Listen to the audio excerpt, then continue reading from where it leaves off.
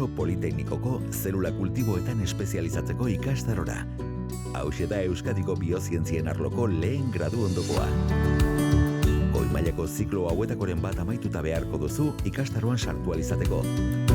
Anatomia patologikoa eta zitodiagnostikoa, laborategi klinikoa eta biomedikoa, farmazia produktuen, bioteknologikoen eta antzekoen kalitatea aztertu eta kontrolatzeko edota fabrikaziorako laborategiak. Ikasketak amaitu ondoren, hainbat sektoretako enpresetan edo laborategietan lan egin ahal izango duzu. Laborategi biomedikoak eta bioteknologikoak, enpresa biofarmazeutikoak, in vitro ernalketa, eta oro har, jarduera nagusitzat organismo bizidunak edo hoien osagaiak erabiltzea duten sektoreetan. Zelula kultiboetan espezializatuko zara.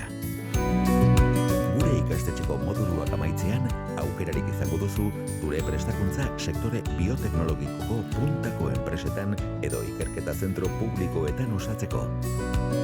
Sektore biomedikoa eta bioteknologikoa etengabe ari da hedatzen, eta prestakuntza espezializatua duten profesionalen beharrean dago. Donostia aldean sortzen ari den biogunean, zelula kultiboen teknikari kualifikatuen eskaria handia dago. Gaur egun, 100% enpleagarritasuna dugu. EASO Politeknikoa erreferentziazko zentroa da Euskadin prestakuntza eskaintza honetan, eta Gipuzkoako bioenpresak biltzen diren Miramongo Parke Teknologikotik oso gertu gaude.